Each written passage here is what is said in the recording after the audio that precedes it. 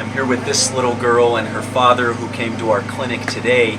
She was born with a congenital cataract condition, which means that over time, untreated, this girl would go blind, and that's no way to live anywhere in the world, especially in the rural village outside of the town we're in northern Ethiopia, where her chances for success and well-being in life would be slim to none with that condition. So I'm thrilled to let you know that Jewish Voice was able to approve surgery for her, which is going to treat this condition and fix her eyesight problem. We're going to get her down to the capital city in Addis Ababa, and for just a few $100s, we get her transported with her father down to a hospital where this condition can be treated. It can actually only be treated in the capital city because of the complexities of it and the equipment and the skill needed to do the procedure.